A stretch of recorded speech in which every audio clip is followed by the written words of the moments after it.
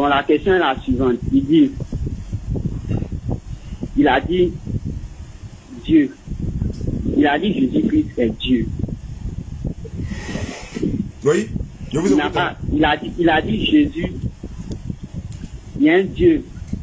Mais il dit Jésus encore est aussi Dieu. Il y a certaines personnes aussi qui disent que Jésus est l'enfant de Dieu. D'accord. Bon, à ce niveau-là, j'arrive pas à bien saisir. Je suis un peu confus. Ok.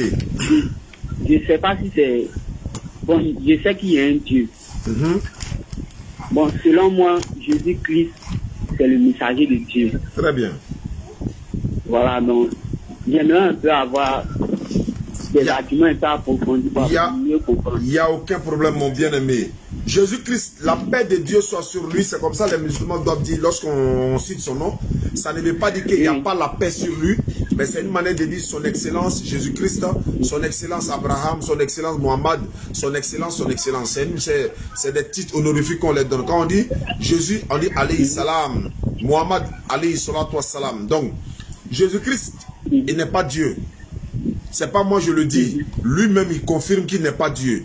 Ça, c'est un. Deux, Dieu n'a jamais dit que Jésus était Dieu, même dans un seul passage de la Bible. Mais Dieu a dit à Moïse, je te fais Dieu. Mais Moïse n'est jamais devenu Dieu.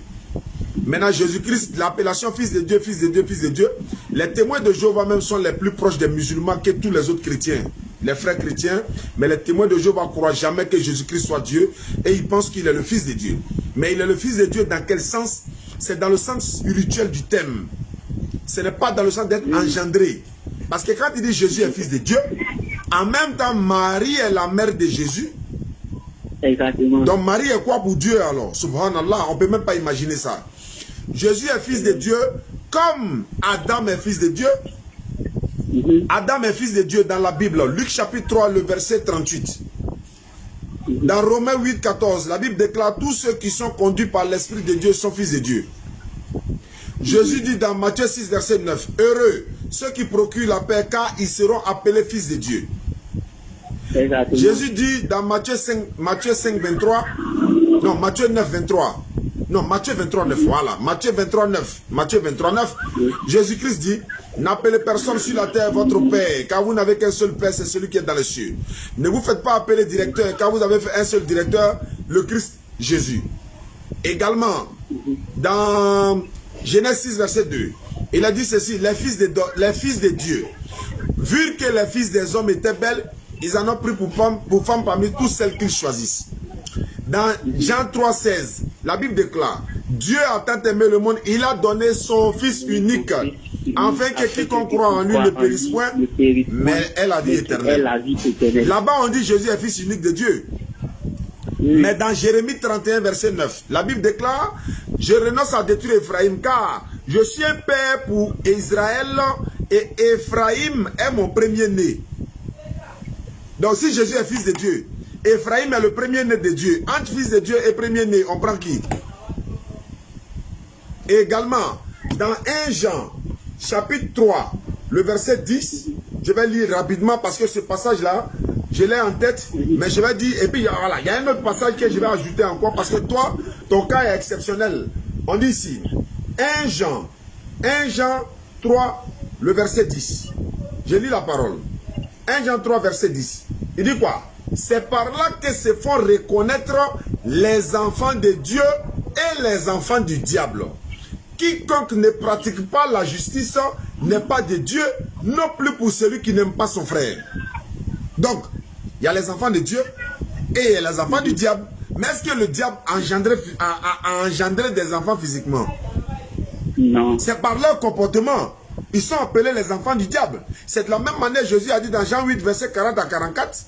Il dit, vous voulez accomplir l'œuvre de votre Père, qui est le diable, qui a été meurtrier dès le commencement. Je vais dans le livre de Luc. Luc chapitre 4, verset 40 à 41. Là, tu m'as réveillé, je dormais. Luc chapitre 4, verset 40 à 41. Après le coucher du soleil, tous ceux qui avaient des malades atteints de diverses maladies le lui amenèrent. C'est-à-dire, il y avait des gens qui avaient les malades qu'ils avaient et ils amenaient leurs malades à Jésus. Il imposa, c'est-à-dire Jésus, il imposa les mains à chacun d'eux et il les guérit tous c'est par la permission de Dieu qui les a guéris. La Bible continue au verset 41.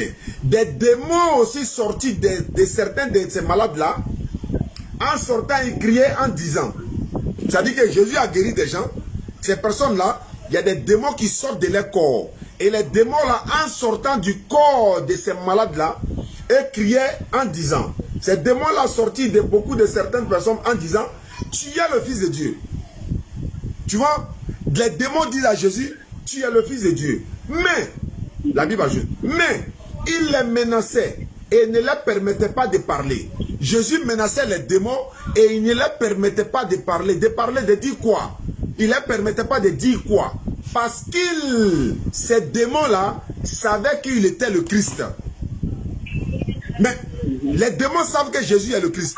Mais en sortant du corps de certains de ces malades, en sortant, il disait, tu es le Fils de Dieu, tu es le Fils de Dieu. Mais Jésus, qu'est-ce qu'il a fait? Il s'est rendu automatiquement compte.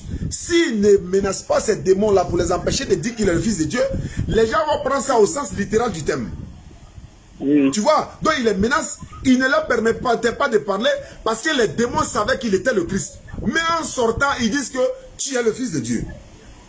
Tu vois? Donc le terme Fils de Dieu dans la Bible de Jérusalem, ça veut dire serviteur de Dieu. Mon frère, serviteur de Dieu. Merci. Exactement. Tu sais que c'est grâce à Dieu on respire, non? C'est grâce à Dieu on respire. C'est grâce à l'éternel Dieu, le soleil nous donne l'oxygène pour vivre. C'est grâce à Dieu on a de l'eau pour boire. C'est grâce à Dieu on a la nourriture. C'est grâce à Dieu on a la santé. Je continue. C'est grâce à Dieu on a la santé. Le médecin prescrit le médicament, mais c'est Dieu qui guérit. De la même manière, Dieu nous donne la subsistance pour vivre sur terre. De la même manière, un père s'occupe de ses enfants. C'est de la même manière Dieu s'occupe de nous. On l'appelle père, mais ce n'est pas dans le sens littéral du terme. Et si c'est dans le sens littéral du terme, dans Jean 20, 17, Jésus dit quoi? Je monte vers mon père qui est aussi votre père. Est-ce que nous et puis Jésus, là, on est même père? Non. Ah, mais pourquoi il dit je monte vers mon père qui est aussi votre père? C'est aussi votre père. Donc c'est des façons métaphoriques, c'est des façons spirituelles du thème. Dieu n'a pas d'enfant. Il n'engendre pas, il n'a pas été engendré non plus. D'ailleurs même, voilà, il y a un autre verset qui vient d'arriver. Je vais aller vers lui pour voir ce que ça donne. Hébreux chapitre 1, le verset 5. Voilà ce que ça donne. Il dit ceci.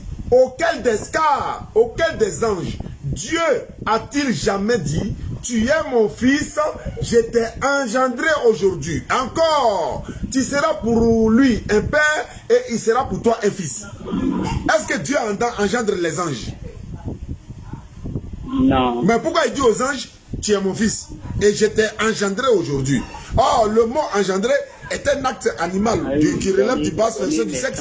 Voilà, donc on ne peut pas attribuer ça à l'éternel Dieu. Jésus est fils de Dieu, c'est de façon spirituelle du thème. S'il y a quelqu'un qu'on doit prendre comme fils de Dieu là, hein, c'est Adam. Tu connais Adam?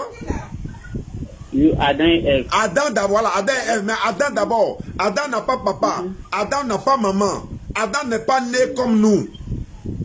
Il a été créé. Il a été créé. Mais maintenant, Jésus-Christ là, il n'a pas été conçu comme nous, mais il est né comme nous. Mais Jésus a maman. Il n'a pas papa. Mais Adam n'a pas papa, il n'a pas maman. Exactement. Il veut comprendre, si je comprends bien. Oui. Jésus, lui, c'est un esprit. Non, il ne pouvait pas descendre sur la terre en tant qu'un esprit. Non, non, non. Il devait venir au monde comme nous. Non, non, non. C'est pas un esprit.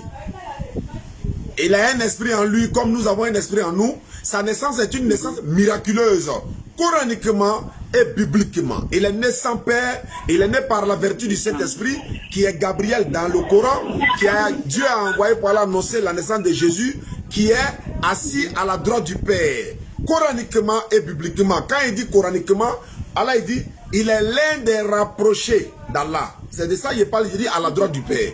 Mais dans le livre de Luc chapitre 2, verset 70, je crois, on dit Jésus sera assis à la droite du Père. Ça veut dire qu'il est l'un des rapprochés d'Allah.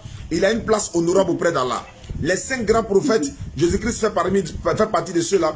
Jésus-Christ est un être humain, mais il est différent de nous parce qu'il n'a pas été conçu comme nous. Il n'a pas papa, mais il a une maman. Adam, c'est un être humain, il n'a pas été conçu comme nous. Il n'a ni père ni mère. Ève, être humain, elle n'a pas été conçue comme nous. Elle a un père qui est Adam, mais elle n'a pas de mère. Est-ce que vous comprenez? Donc nous, qui sommes là aujourd'hui, on a papa, on a maman, Tout ça, c'est des miracles de Dieu. Donc, à partir de cet instant-là, tu considères Jésus-Christ comme un messager de Dieu envoyé aux enfants d'Israël. Tu n'as pas le droit de l'insulter, tu as le droit de le respecter, tu as le droit de l'honorer, mais tu n'as pas le droit de l'adorer parce qu'il n'est pas Dieu. Ah, je comprends. Merci beaucoup, bien-aimé.